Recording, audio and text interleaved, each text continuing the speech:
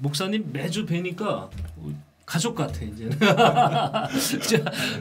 네, 이게 꼭 몸으로 낳는 가족이 뭐 가족이라고 하지만 여하튼 이렇게 가슴으로 낳는 가족도 그 이상이다라는 거를 제가 2주 동안 생각을 좀 한 그런 시간이었었습니다. 자, 오늘 계속해서 김유철 선생님과 함께 입양아 가족들 얘기 좀 더 이어가도록 해보겠습니다. 전하는 말씀 듣고 다시 찾아오겠습니다. 좀처럼 사라지지 않는 건물 붕괴 사고. 언제쯤이면 이런 사고에 노출되지 않고 안전한 곳에서 행복하게 살 수 있을까요? 또 사고 없이 혁신적으로 고층 건물을 철거할 방법이 있을까요? 30년 동안 고층 건물 철거 현장에서 혁신을 이루고 있는 주원개발 김승철 대표가 있습니다. 주원개발은 지상 42m 높이의 빌딩을 안전 신속하게 해체할 수 있습니다. 대표적으로 데몰리션 특수 장비인 HX900DM을 활용해 공사 기간을 단축할 수 있고 비용 절감을 최적화할 수 있습니다. 이 밖에도 HX220A, HX85A, HX520DM 30m 데몰리션, HX300 롱리치, HX320A 등 특수 장비가 있어 언제 어디서든 간편하고 쉽게 또 안전하게 건물 철거가 가능합니다. 우리의 미래를 책임지는 혁신적인 기업 주원개발. 30년 노하우를 바탕으로 누구도 따라올 수 없는 가치를, 기대를 뛰어넘는 진보된 기술을, 합리적인 가격에 안전하고 신속함을, 국내 유일 고층 건물 철거 현장에 혁신적인 솔루션을 제시하는 주원개발에 우리의 미래를 맡겨보는 것은 어떨까요? 선생님, 지금 우리 사진을 공개한 게 이제 우리 다 컸을 때, 자녀들이 다 컸을 때 사진이었잖아요. 그러다 보니까 정말 저 선생님이 좀 애들 어렸을 때 그 데려다가 키운 거 맞아? 이렇게 또 의심하는 분들이 계셔요. 그래서 좀 오래된 영상이 하나 있어서 제가 영상을 전격 공개를 좀 한번 해보겠습니다. 영상 좀 보여주시죠. 그래도 가끔 이렇게 영상 기록을 남겨놓으셨던 것 같아요.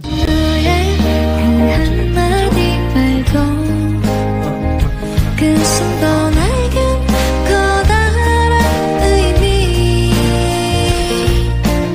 너의 그 작은 눈빛도 쓸쓸한 뒷모습도 날겐 인격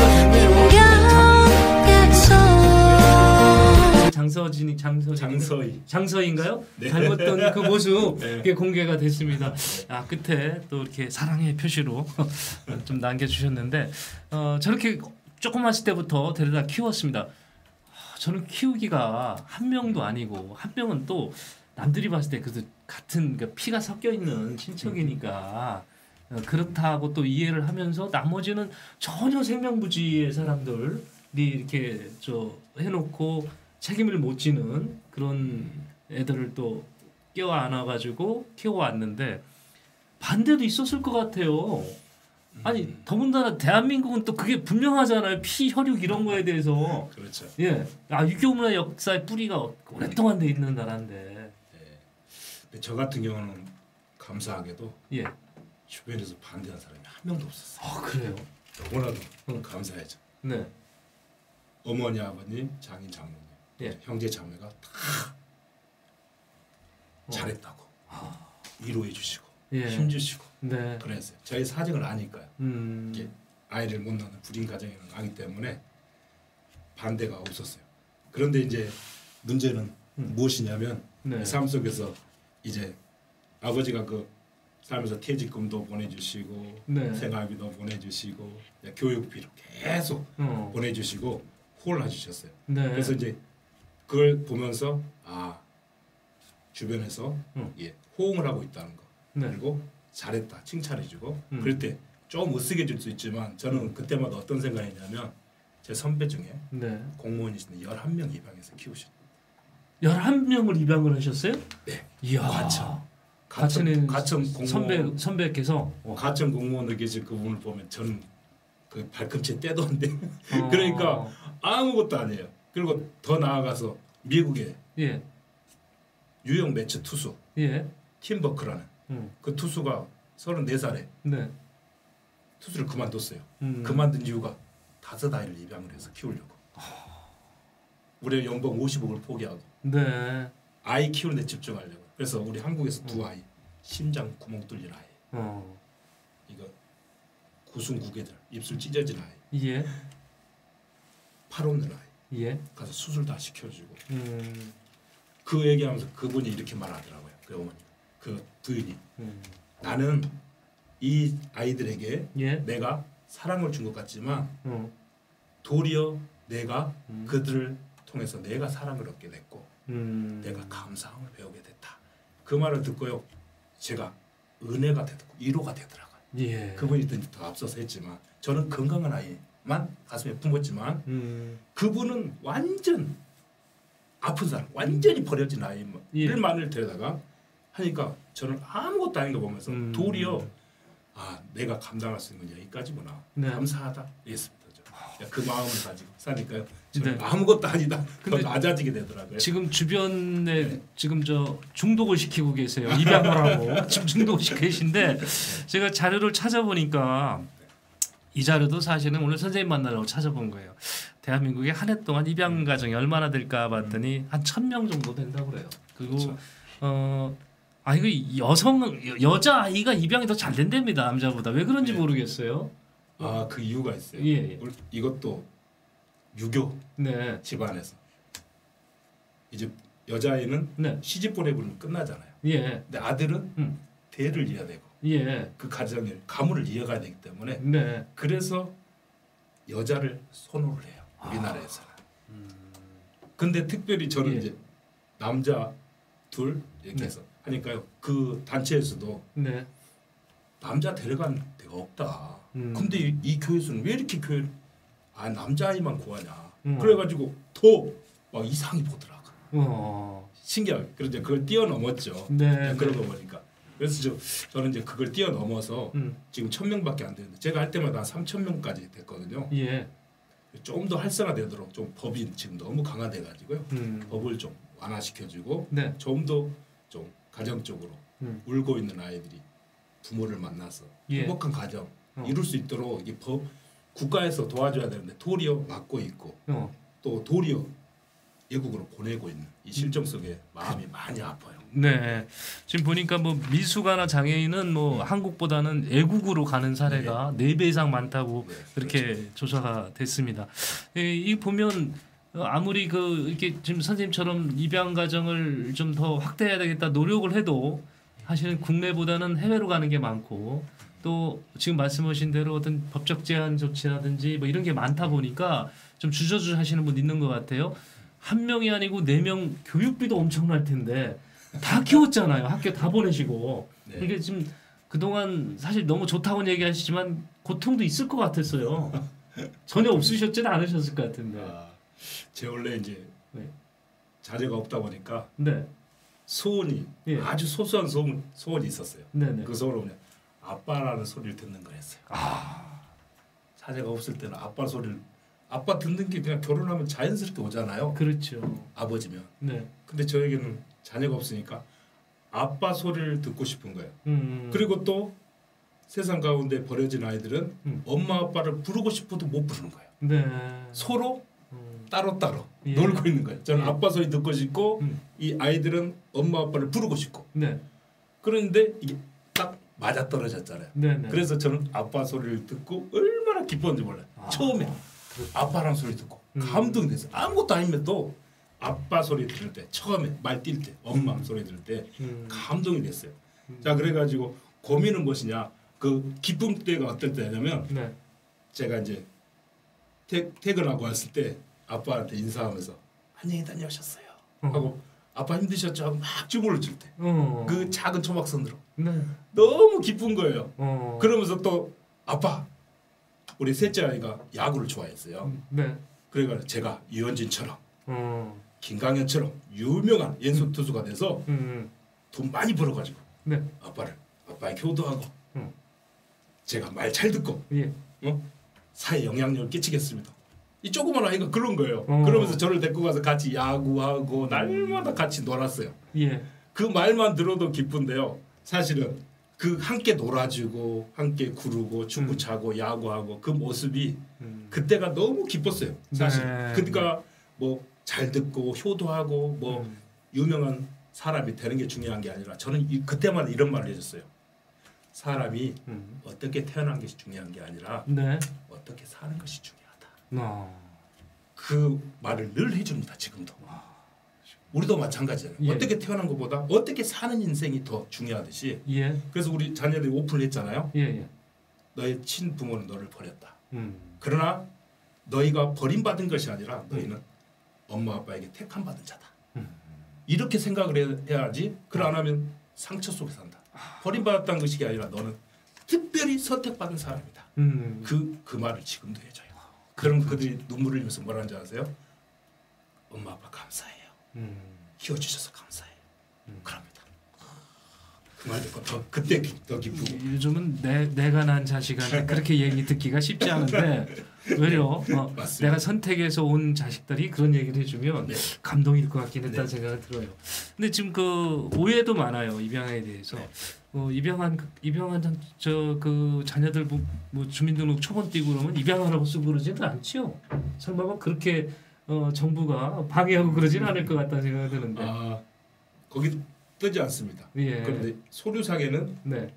가족 거기 보면 입양 확인서는 뜹니다. 입양 확인서에는 입양했다고. 그러니까 일반 우리 가족처럼 똑같이 주민등록번호 나온다는 얘기죠. 네, 예. 그렇죠. 정부가 또 입양 가정한테 지원해주는 그런 제도도 있습니까?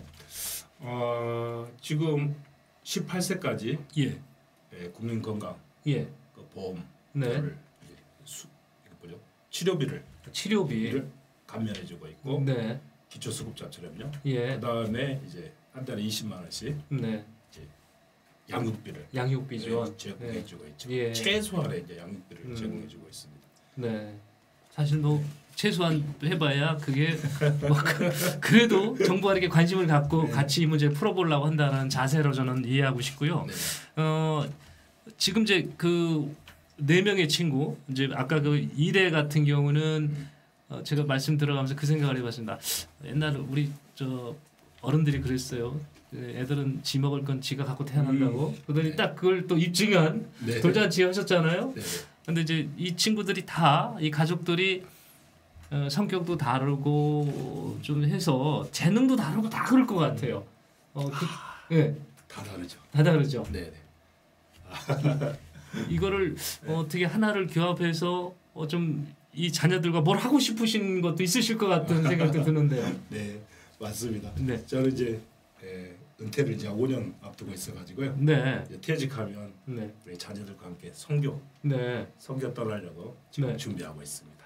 선교. 제가 이제 20살 때 선교사로 부름을 받았는데 아버지의 큰 반대로 가지 못하고 결국 이제 굴러 생활하다 보니까 또 부인한테 매이고 삶에 매이고 직장에 매이고 또 자녀에게 매이다 보니까 제 꿈을 이루지 못했는데 제 꿈을 이제 우리 자녀들을 통해서 또 같이 이루어 가도록 이제 준비하고 있어요. 그러면서 이제 우리 큰 딸은 작년에 튀르키예 1년 단기 선교를 갔다 왔습니다. 그럼 이제 큰 딸은 아버지 뜻에 동의하는 거네요. 네, 이제 본인도 그 민족을 섬기기를 원하고 자기가 좋아해요. 그 길을 좋아합니다. 그래서 저는 이제 보냈을 뿐이지 본인이 갔어요. 또 올 여름에도 방학 때도 갈 겁니다. 튀르키예 가려고 티켓을 준비하려고 아르바이트를 하고 있어요. 예. 그러니까 자녀들과 같은 선교 활동도 좀 하고 싶으시고. 근데 지금 주변 분들 보기만 하면 입양에 대한 얘기를 굉장히 긍정적으로 하실 것 같아서 이 일도 안 나올 것 같다는 생각이 들거든요. 그쪽 계획도 갖고 계세요? 그러니까 지금 그 입양 가정에 대해서 굉장히 긍정적이시잖아요. 필요하다 이런 얘기를 하시는데 지금 이런 그 입양 가정에 대한 홍보나 이런 쪽의 일도 계속 관심을 가지고 있을 것 같다는 생각이 들어서요. 예, 관심이 많죠. 예. 이상하게 제가 살다 보면 제 주변에 아이 없는 사람들을 많이 만나요. 특히 우리 교회만 해도 벌써 3가정이 있거든요. 그런데 저 나이대예요. 아직 기회가 있어요. 60세까지는 할 수 있거든요. 그래서 저는 권합니다. 피로 생각하지 말고 글로벌 정신으로 아이를 품으시라. 지금도 권하고 있어요. 네. 저는 그러면서 아이사랑 입양 홍보회를 통해서 네. 울고 있는 아이가 없는 그날까지 저는 가정과 매치를 시켜줘서 네. 그러면 그 가정 아이 없는 가정도 행복해지고 부모 없는 아이도 행복해지는 그 세상이 오기를 바라면서 네. 늘 기도하고 있고 예. 또 조금이나마 이제 보탬이 되려고 제가 권하고 있고 예. 또 할 수만 있으면 또 함께 가서 또 권하고 또 제 경험을 얘기하고 얘기해 줬을 때 지금까지 두 분의 목사님과 네. 한 분의 집사님 가정이 저에게 동참해서 같이 입양해서 키우고 있는 그 모습 보고 너무 기뻤어요. 네. 너무 흐뭇하죠. 네. 그런데 안타까운 것도 하나 있어요. 예. 입양을 했는데 아빠가 중간에 죽어버렸어요. 파양을 시켰어요. 네. 너무 안타까운 거예요. 가정 형편이 어려워가지고 저는 그것도 봤어요.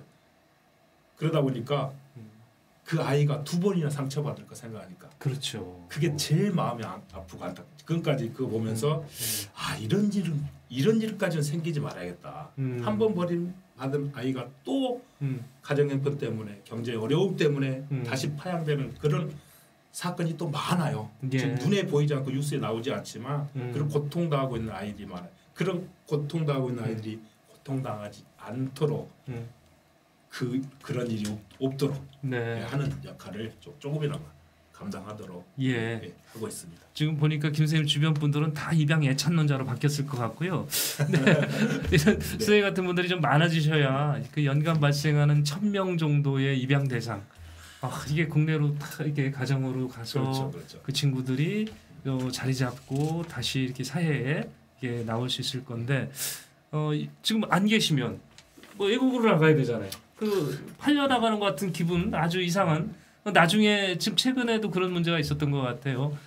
지금 어떤 유전적 질환이라 부모를 만나면 부모를 찾으면 치료 방법이 있는데 입양 간 지가 오래돼서 국내 기록을 없으니 좀 찾아달라 이렇게 하소연 하는 거 있었는데 만약에 그 친구가 국내에 있었다면 찾을 수도 있었지 뭐 않았을까 이런 생각도 그렇죠. 해봅니다. 오늘 사실 입양 가정 얘기는 오늘 뭐 서브 얘기였었고 제가 목사님 하도 우리 선생님께서 살아오신 과정이 우리 인천인으로서 하여튼 자랑할 만하다 이래서 모셨는데 입양 가정 얘기하다 보니까 저도 혹 갔어요. 이게 꼭 입양 가정에 대한 관심이 좀 많이 있어야 되겠다는 생각을 해봤거든요. 그렇죠. 네네. 근데 사람들이 입양 가정에 대한 편견을 좀 가지고 보시더라고요. 예, 시선을 볼 때. 예. 저는 이제 그런 편견을 좀 버려주시고 네. 더 배려와 관심으로 사랑으로 네. 그 가정을 이뤄가는 그 가정 네. 그 아이가 커서 뭐가 됐다가 중요한 게 아니라 그 네. 가정을 바라보시라고. 네. 그걸 바라봤으면 좋겠어요. 근데 커서 뭐 교사가 됐다, 훌륭한 사람이 됐다, 깡패가 됐다, 그걸 뛰어넘어서 네. 그 가정 속에 그 가정 테두리 안에서 있고 서로 부대끼면서 울고 웃으면서 함께 지는 그 모습을 자연스럽게 네. 일반 가정처럼 바라봐 달라. 그랬을 때 저도 이제 마음도 편하고요. 예. 또 다가서는 사람도 네. 편하게 되고 그렇게 될 줄 선생님 믿습니다. 지금까지 살아오시면서 경험을 바탕으로 네. 우리 그 청소년들 네. 지금 막 꿈이 한참 막 그냥 이제 쌓이기 시작한 청소년들한테 네. 꼭 들려주고 싶은 말씀 있다면 해주시죠. 그래요.